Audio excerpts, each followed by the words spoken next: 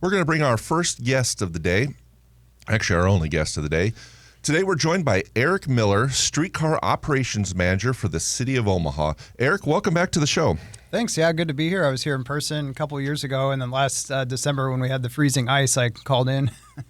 Yeah, I remember that. It was a little tricky getting here. I was on that day too. So, Well, since you were on last, you have a new role. You have actually accepted the job and started as the City of Omaha's Streetcar Operations Manager. You want to tell us a little bit about your new role? Yeah, sure. So I've been doing this for about 2 months now, pretty new, and it continues some of the work I was doing as a consultant before. So basically, I am full-time on the streetcar, helping set up our operations. I'll be in charge of service as we get that going, and also helping with, obviously, a communications effort that we've got, letting people know about the streetcar and what it's going to look like. And then also helping, it's basically a role that's helping the Omaha Streetcar Authority because they are the designated agency that is like running this whole thing. So, besides you running the streetcar in the city, having a lot of control of that, you're also going to have a private operations company. You want to tell us a little bit about that? Yeah, sure. So a lot of streetcar systems, especially in cities where you don't already have a robust rail transit network, will hire a private operator. So similar to what Kansas City did, Oklahoma City, Cincinnati, Milwaukee. And so we have a public RFP out right now that closes on September 10th for a private operator. We've got 4 companies that are interested, and then we'll look to select somebody this fall. And so that's going really well. And so basically they'll come in and they will hire all the operators, supervisors, and mechanics to run this system. So yeah, really excited about that. Progress is going well on that. Oh, it's an exciting development overall. In terms of the service that it'll provide and times it's running, let's talk a little bit about the frequency. I know that, first of all, it's free, so nobody has to pay for it, correct? Right, yeah, or as I like to say, zero fare. All right, and I love that. Yeah. And then the frequency, from what I understand, is during peak hours between 10 a.m. and 7 p.m. During a week. It'll run in 10-minute routes, service routes. Every 10 minutes, and then off-peak it'll be 15 minutes. Right. And then on the weekends it'll be 20 minutes. Yeah, and even on Saturdays and Sundays we'll still have a little bit, like kind of midday most of the day will be every 10 minutes. Right, and the hours of operation we're looking at are 6 a.m. until midnight. And then on the weekends, on Friday and Saturdays, it goes till 2 in the morning. Right. Yeah, that's the plan right now. And then obviously as we start running and see what the ridership looks like, we can make adjustments. But yeah, that's what we're planning right now. Well, that's awesome. And again, it's free, folks. You can't get better than free. One of the things that when I study the streetcar, one of the things, if you go to the website and read up on it, it's amazing that you could see since the 1960s, the city has basically replaced businesses with surface parking. Over 50% in the Omaha City core is committed to surface parking, and about 50% of those lots are empty. They're not being used. Yeah. And have you noticed as you walk through downtown, there's a lot of those surface lots that are locked up and closed, and I don't know what people are doing with them. But yeah, let's activate those. Exactly. So the city has a very ambitious and I think very realistic plan of adding 30,000 jobs and also 30,000 residents to the downtown core or core area population. And one of the benefits of having a streetcar is the development that it can spur. Right now, the estimate is it's going to spur nearly $4 billion of development along that line. Yep. Yeah, that's right. Yeah, and we're on track ahead of that pace. So it's looking really good. We got a lot of exciting projects as we talk about on this show. And so yeah, a lot of cool stuff coming out of this. We just discussed how this benefits people in the urban core, but right. You get a lot of people on the Grow Omaha social media and stuff. They always say, well, how does this benefit us that live out west, or how do those benefit us that don't go downtown? And I got an opinion that we have a lot of things in this town that don't benefit everyone. We have golf courses, and there's a lot of people that don't golf. We have swimming pools, and not everyone swims. We have libraries, not everyone reads. We have things.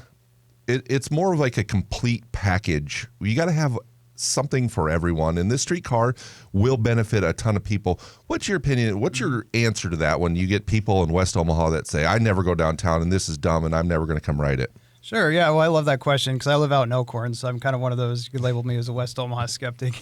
But no, I think this is something that'll impact the region. I mean, it's similar in scope and size to our zoo, the Riverfront Park, the CHI Center. Even if you don't use it, it's going to have those ripple effects of making our city and our region better.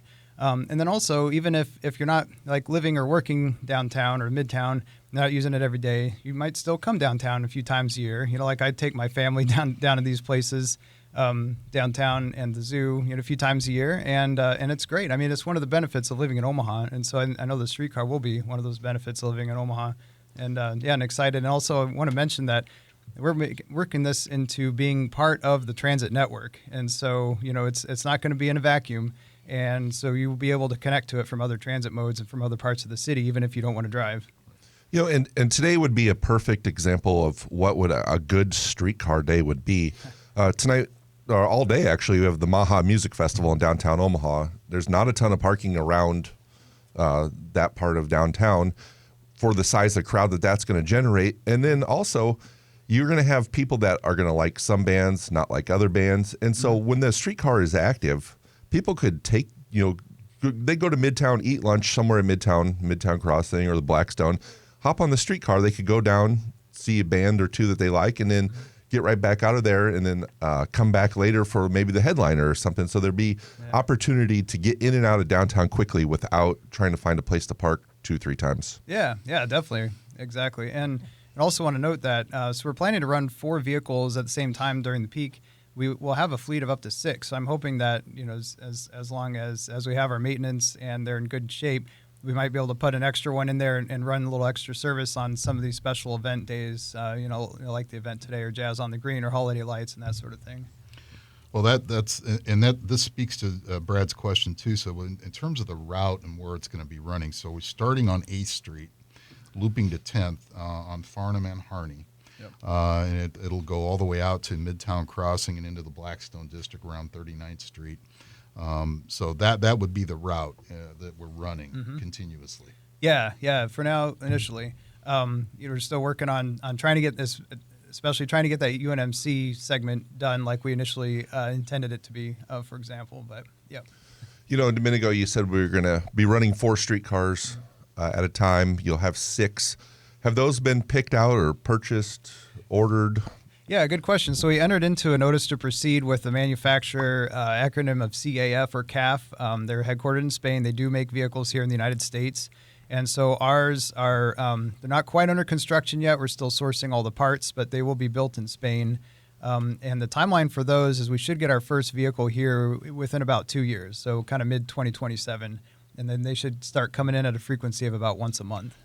And we have the storage facility currently under construction right now, right? Yeah, our vehicle maintenance facility is being built right now. Samson is the lead constructor on that. They also built the Kawasaki plant in Lincoln. They're based in Lincoln.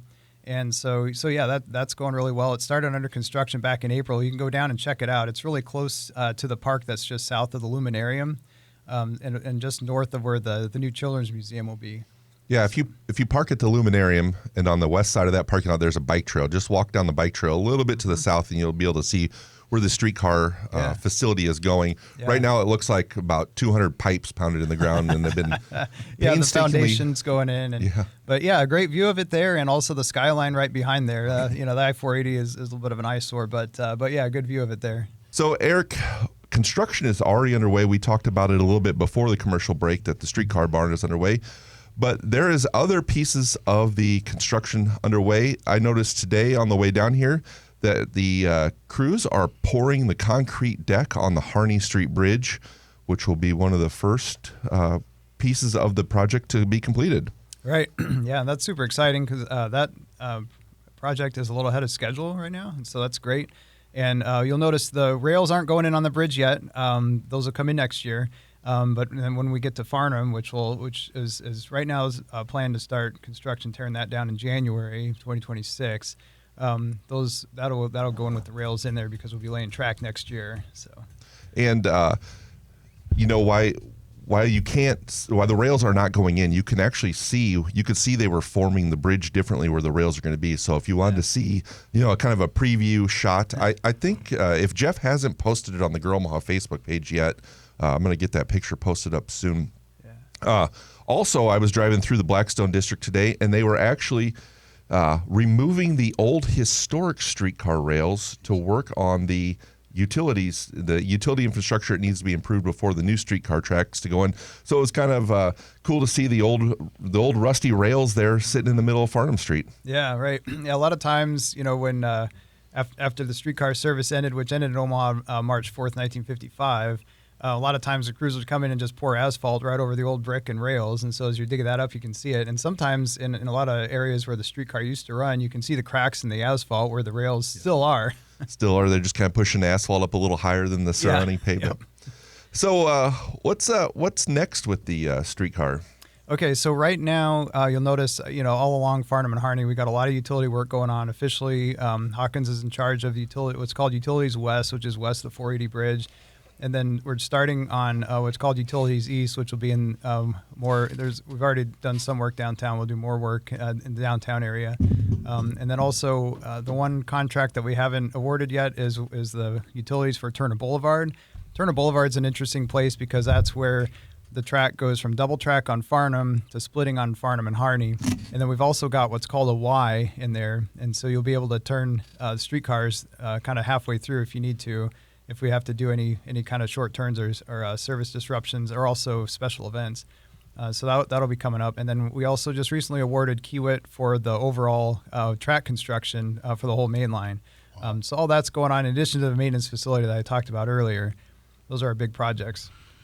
Wow, that's a lot going on. Yep. Now, we know there was a new estimate for the cost overall, now at $421 million. Right, yep. And that was just earlier last month, I believe. It's like 30 days ago. Yeah. And we've got a new mayor. We've had a good transition from the previous administration to the new one. And our new mayor, Ewing, seems to be completely on board and wanting to even enhance the development of the streetcar. Let's talk a little bit about the future. Where do we see it going? Yeah, sure. So as we get closer to opening this one, and then as we open it, we'll see how successful it is, and then I think there'll be more demand for extensions. So we're trying to get ready for that. Obviously, we've got a couple studies that are going on already. City of Council Bluffs is kind of taking it on themselves to do studies, and they're on a kind of a preliminary environmental study right now that should be wrapping up end of this year, maybe early next year. Waiting for some updated travel demand modeling from the regional government agency here. But that planning is going well. We've also got federal funding for an extension looking north of downtown. So hoping to get that study started maybe later this year. But there's also some other obvious areas. As I mentioned earlier, getting that UNMC extension is a big deal. That could continue further west, through Saddle Creek and Exarban, for example. That might be a solid extension. There's other corridors up north that you could look into. And then obviously south, that was part of the original late 90s 10th Street trolley, was go to the zoo. That could go down 10th or 13th Street. Take advantage of some of the new development and other development potential, and connecting one of our big tourist attractions down there. Oh, right, absolutely. I mean, we know the zoo is the number one tourist attraction in the state of Nebraska, so it makes perfect sense to have that connectivity with the streetcar. Right. And again, you can't overemphasize, we talked earlier about the amount of development that along the streetcar line that this can spur. Nearly $4 billion, and all of that can be cultural amenities, business, mixed-use residential. It's not just something we're talking about that could happen in Omaha. It currently is, and it has happened in other cities like Kansas City. Right. Yeah.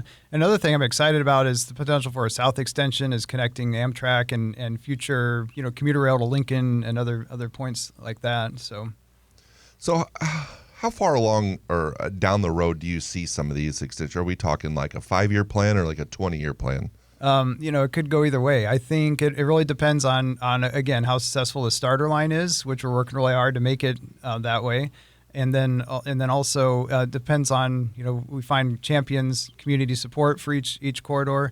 There's also some obviously organizational structure that needs to be adjusted with Metro area or Metro Transit, and but also just figuring out. And so if you look at other cities, things are fairly quick. So Kansas City streetcar opened 9 years ago, and they're opening their first 2 extensions this year. So it took them about 9 years.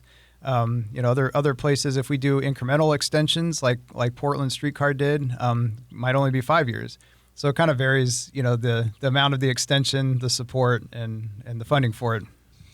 And the initial line, I know we'll be testing it in 2027 into 2028, and then we'd be online by 2028. Yeah, that's right. So we're mid 2028, still a good estimate right now. So as we stay on schedule with this stuff, but it'll be really important that we keep going on all these on all these cylinders the next few years. We're kind of going back a little bit here, but where's the east end terminating? Is it in front of CHI or is it down by the baseball stadium more? Yeah, there'll be a stop just east of 10th Street on Capitol Avenue, and so just south of CHI, and then that's where it does its loop around down to 8th Street, and then there'll be a stop right across the Children's Museum, really close to the Orbit stop there. That's an area that I see as a potential future multimodal hub or mobility hub, where you can have transfers to other different multimodal and bike share and that sort of thing. So when this is all online and running for the cultural series, the people will get off at 10th and Capitol and then walk down the hill. Correct. Mm-hmm. Yeah, and then that could be like talking about incremental extensions. That could be one where you go north a couple blocks or whatever. Yeah.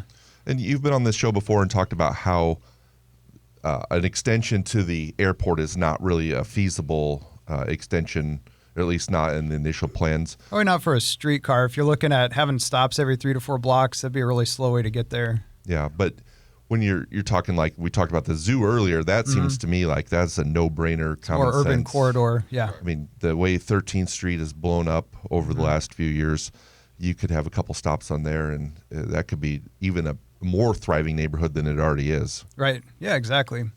Yeah.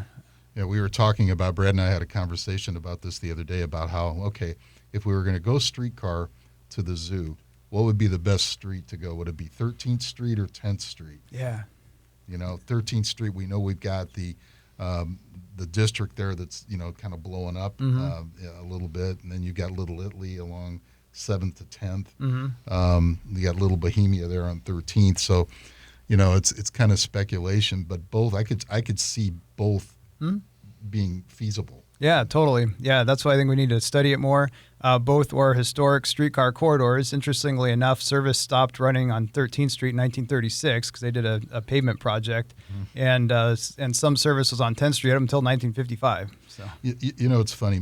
When I was a kid, I used to hear my mother talk about how she used to ride the streetcar, and she grew up in an area around 24th and Mason Street, and the streetcar ran right down there, and it used to go north to south, south to north, and I used to hear stories, and now that we talk about the streetcar today, the potential for it, and the fact that it is going to open in 2028, it's exciting to me. Yeah, totally. Well, Eric, we always appreciate you joining us. You provide so much valuable insight on this subject. I know there's still a lot of haters out there on the streetcar, but I think with constant education and reminding people that it's part of a complete city, and we need we talk about brain drain and keeping the younger people here. We talk about being complete. This is just one piece of the puzzle to have a complete city. So hopefully everyone's on board. It's still not costing anyone $1 out of their taxes because it's completely funded by TIF. So thanks for coming on and talking about all this again, and can't wait to have you back hopefully soon, and hopefully you have more cool stuff to tell us. Yeah, thanks. I want to give a quick shout out to, we have a live webinar the first Wednesday of the month at noon if you want to learn more about it. So first Wednesday of the month at noon, and it's on YouTube, our Omaha Streetcar YouTube channel, and go to omahastreetcar.org if you want to send in a question for us. So the Omaha Streetcar has their own dedicated YouTube channel. Yes. Yep. Okay, great. Search Omaha Streetcar Authority, you'll find it. If you like this video, be sure to hit those like and subscribe buttons. And remember, Grow Omaha is not just media. This is a mission. We are trying to build up Omaha and make it an even better place. We can only do that with your help. Share this video with your friends, neighbors, and family.